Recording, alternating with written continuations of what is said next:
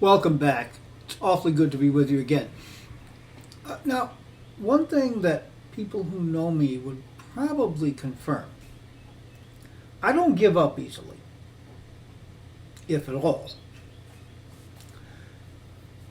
Last night, after eating dinner and then uploading the floppy disk install failure video, I figured, okay, let's try it again. And I did 3 more times. Each time it failed while installing disk 15. Once, the very first time, it got as far as 16 before it failed. So that brought up the thought, maybe I should just try recreating disks 15 and 16. So, having the Wall Street now, I did that. Now I had to transfer the file of images to uh, the Wall Street by networking the two computers together, the Wall Street and running 8.1 and the Sawtooth running 9.2.2. And file sharing worked perfectly well. All right. And a funny thing happened. I noticed that the disk copy option, which doing it on the Sawtooth or also on the Quicksilver, the option for make a floppy was always grayed out, probably because there's no built-in floppy drive. I was using a very shaky USB drive. But in disk copy, once I got it going on the Wall Street, it worked. So I figured, let's just make them all again. And I did.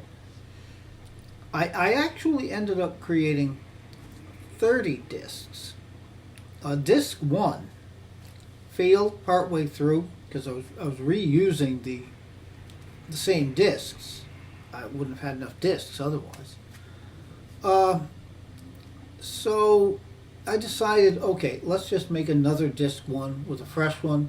That worked first time through.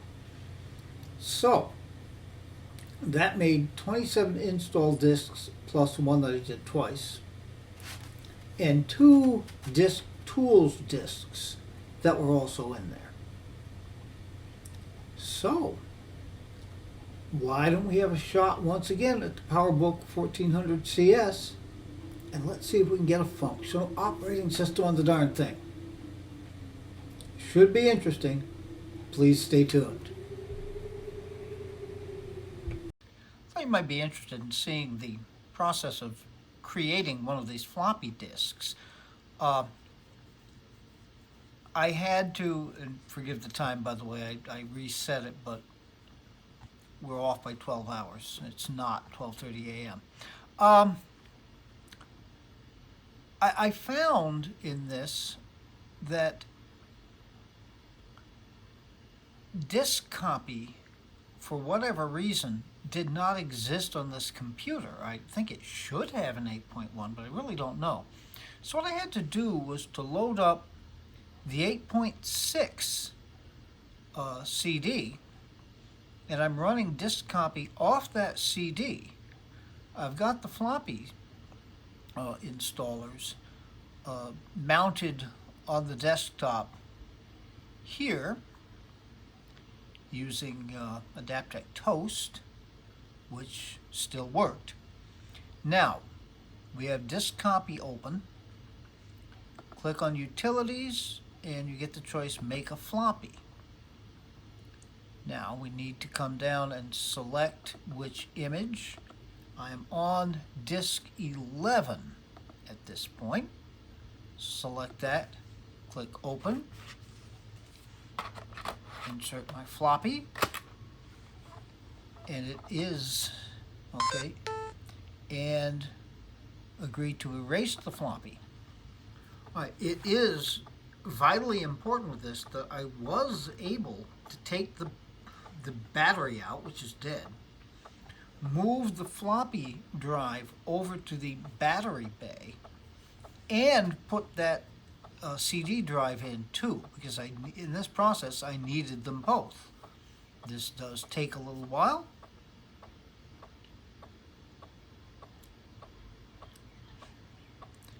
I don't know why that little dog that's jumping up and down there, but hey, it's working. I shouldn't complain. At least it's working as far as copying the disks. What I was doing, when I was trying to do this in a sawtooth with a USB floppy drive, the Make a Floppy item in the Utilities menu was grayed out. I guess because that floppy drive wasn't built in.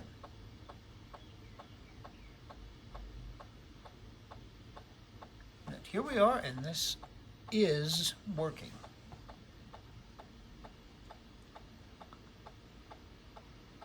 Yeah, I really want to see this just finish.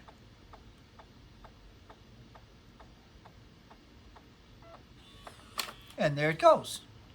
Okay, so I'll label this disk and then on to the next of the 27 I need to do. That's going to take me a while. Fortunately, you don't have to sit through it. All right, here we are at the PowerBook 1400 CS/166. I have installed disk 1 inserted in the floppy drive now. I want to see if in fact it will boot up from the floppy disk. That would be a positive thing, a positive sign, I think. It should be looking at the floppy drive in its boot order. Well, let's see. The power button probably works better than Wall Street, even though it's not nearly as functional a computer. And yes, I do apologize. The boot up time takes quite a while. And the floppy drive is reacting, so this is promising. Yeah, being able to make these disks using disk copy, way better. Yeah, we see the MacOS, much as we saw on the Wall Street running 8.1. So this already looks like we're on a better track. Yeah, I knew that making those floppy disks by simple drag and drop was not really going to be a great idea.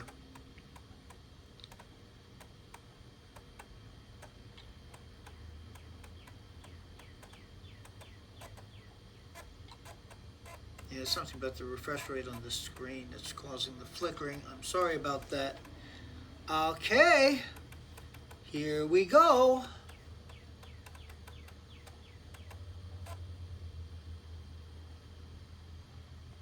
We're already in a better place. Agree to software license. Yeah, they don't make you agree twice, do they? All right, our options. We do need to perform a clean install. All right. Now, in terms of customizing the install, hello.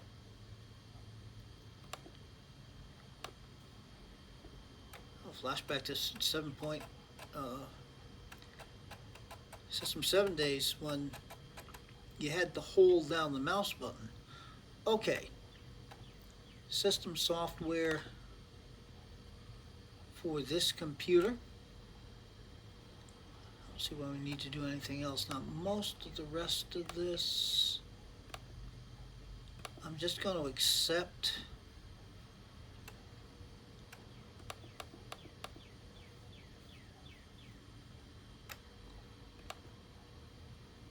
I still don't think I'm going to print on this.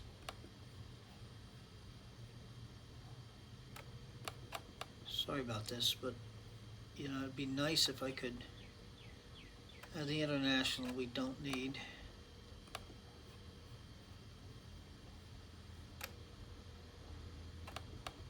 Tracking on this scroll pad is not all that great. Alright, we're just about there. Extensions, and yeah, we'll take all the fonts. Alright, let's install.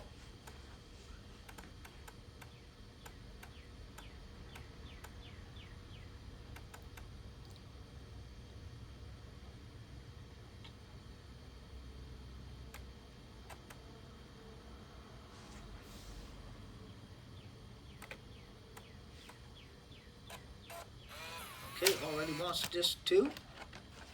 I have everything at the ready. Hopefully it's not going to ask for disk 1 again. That always let you know that your install was in trouble. Okay, disk 2 is usually the one that takes longest. So I think in the interest of taking pity on what viewership I have, hey, I'm up to 49 subscribers now. Can't complain about that, can I? All right. But anyway, in the interest of hanging on to some of those subscribers, I'm going to take pity on you, and I'll pop back with short clips as things progress. Stay tuned. All right, we're on a milestone here. We have just finished with install disk 9 starting 10. Which means we are about 1/3 of the way through the install. Now, yesterday this was working fine at this point too, so no guarantees, but I feel a lot better about our chances this time around. So hang in there with it. All right, we just finished with disk 14, meaning we are now over halfway through. Disk 15. This is about where it kept failing.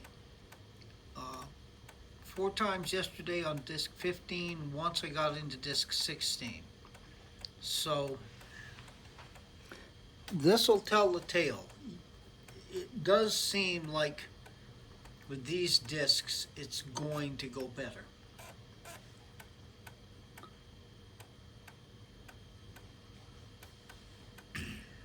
So I'm going to have you stick with it here. You got to wonder why I do this, but then again, I spent an hour and a half making these discs today. It's probably going to be about an hour total of the install here, plus editing the video and uploading it. Hey, it fills up a good part of a day here in quarantine, if nothing else. And this machine, unlike the Wall Street, I think can end up being a machine that's got uses. This one, no, not really. Except for fun. All right, it wants disk 16. That's something. If we can get started on disk 17, I think we have a shot.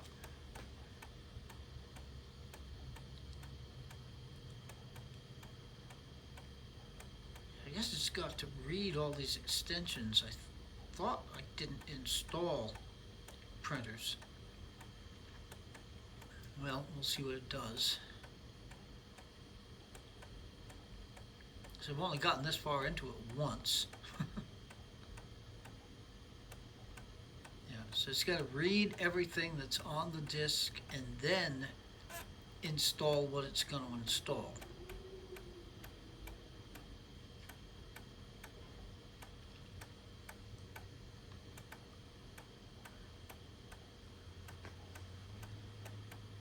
So yeah, you save a little time by deselecting things, but not too much. About 36 minutes into this. And disk 17. I've never gotten as far as disk 17 with this. Okay, well, I'm going to take pity on you yet again. We've got about 10 discs yet to go. So we'll let you know before we're done here, but we're on a better track anyhow. Please stay tuned. Okay, we are on disc 26 now, and that seems to be zipping along really quickly. One more disc to go. If this fails now, I will be somewhat less than incredibly happy.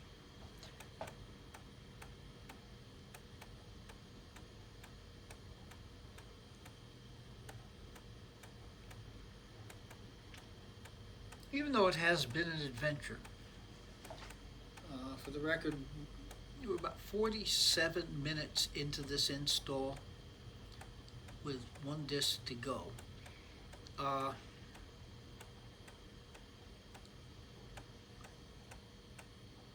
the drive is still chugging away there. A normal install of macOS 9 from a CD is usually somewhat under 15 minutes to maybe as much as 20 minutes, depending on vagaries of CD drives, etc. So maybe not quite 3 times as long.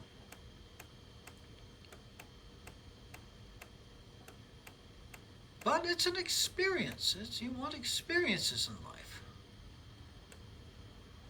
And it wants 27, excuse me. All right, we're going to stay here. And hopefully see this finish up.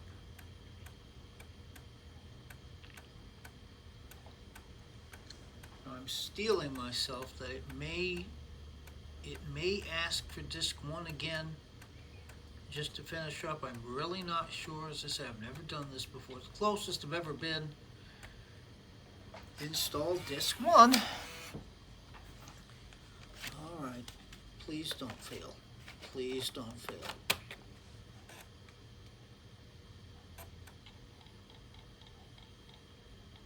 Nah, it looks like it's still working.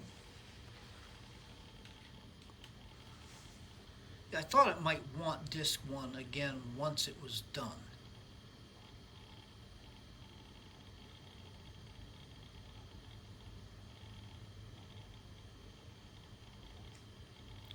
Fingers are crossed.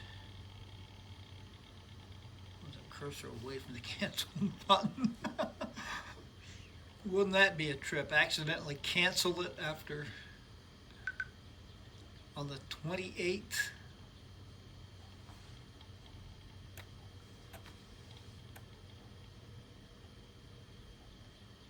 Finishing installation, which is what it would say just before it would fail yesterday.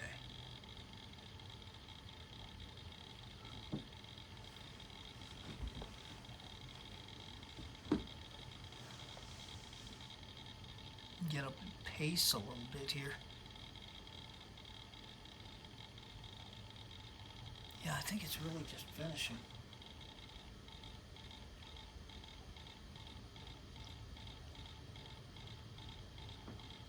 Suspense is killing me. Come on, you can do it. Get it done.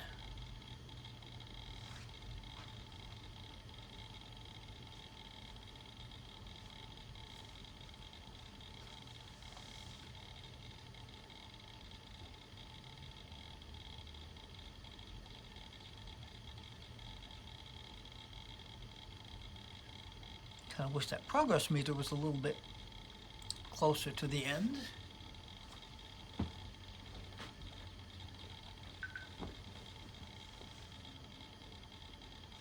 Is it going to say finishing installation forever?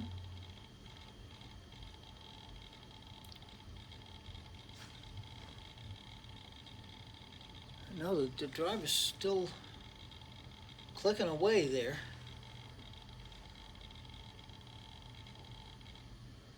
might actually. Okay, there goes the progress meter. Installation was successful. If you are finished, click to leave the installer. No, we don't want to do additional installations. That one was quite enough. If you wish to continue using your Macintosh, press restart. Well, yeah.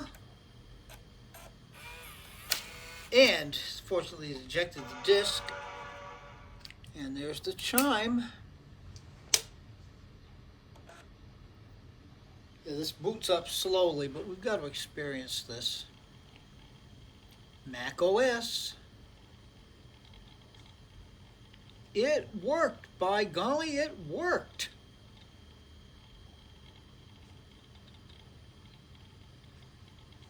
At Happy Mac Wall. A system error occurred. To temporarily turn off extensions, restart and hold down the Shift key. I'm just going to give it a clean restart and see.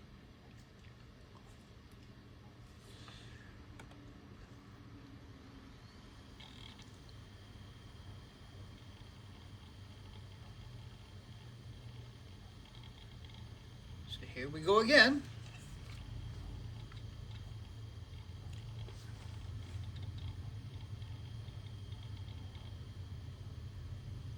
There's something wrong. There's some kind of conflict going on. Okay, we'll hold down the Shift key. Start without extensions.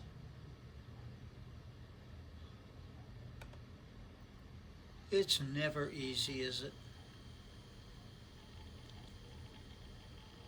Extensions disabled, okay. And there's going to be some troubleshooting to do to figure out what extension is in there that's causing a conflict.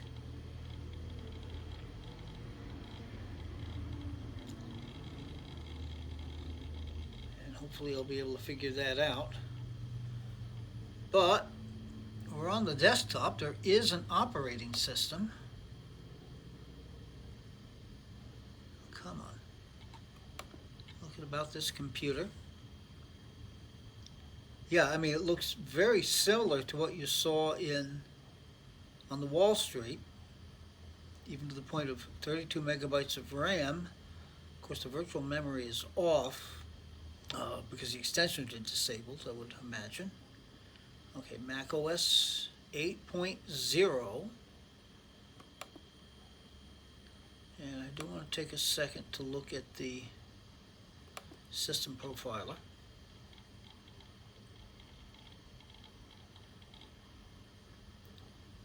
Customer care code, PowerBook 1400 series. All right, 32 megabytes, and the virtual memory is off. All right.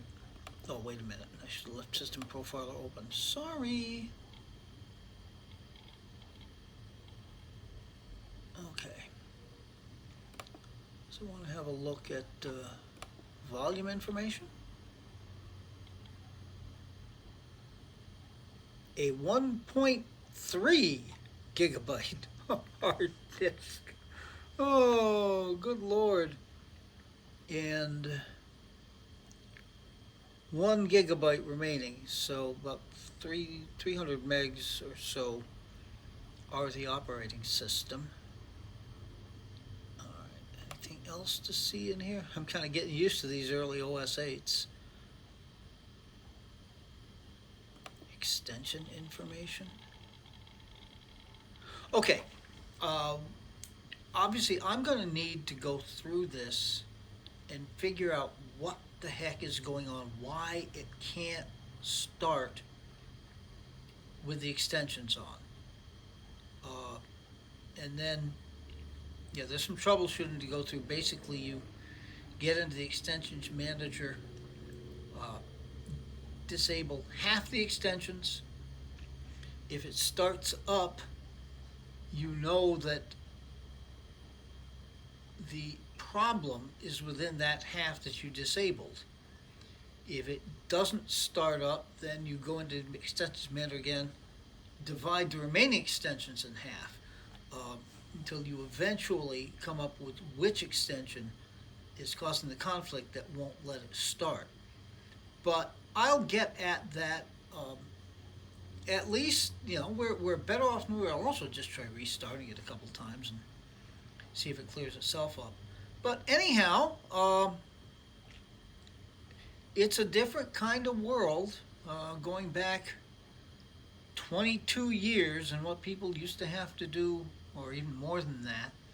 Since this was unusual, not that many people would be installing OS 8 from floppy disks. You'd most usually be doing it from a CD.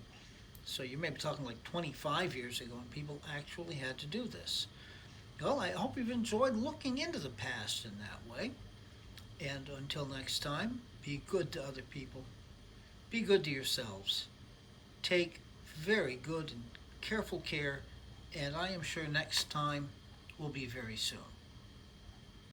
Okay, we've got to have an addendum to this anyhow.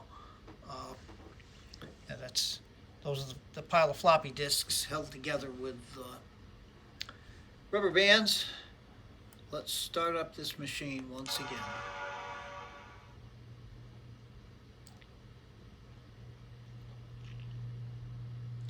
Now, where we left it, the machine would not start up normally.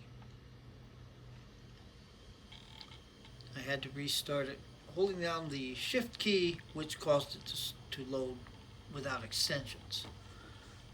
This was where macOS was running into a problem. The operating system was so convoluted, and so much of what it did operated through these extensions that it just kind of got out of control, and you'd get an extension that was conflicting with other extensions, and the system just wouldn't boot. That's one of the big reasons why they ended up having to go back to OS 10. While this is booting up, I'll turn out light.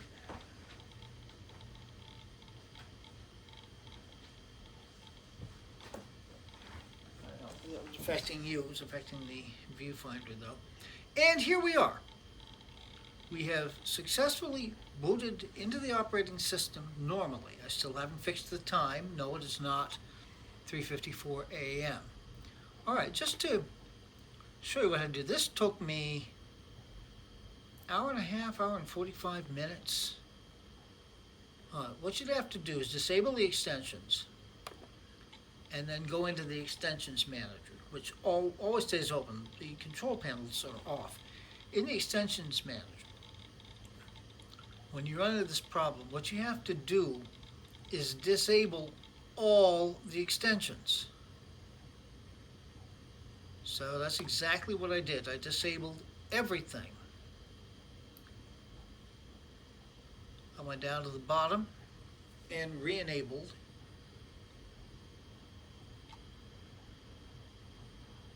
Oh, I see there's a couple of things that aren't re-enabled. Well, I'll check on those later. But I basically re-enabled 39 of the 77 extensions. Machine started normally. I re-enabled 14 more extensions. What finally came down to the discovery that this extension, IR LAN Scanner PPC, was the entire problem. I was able to re-enable everything else. I forgot about those two things down at the bottom. I'm going to check on those.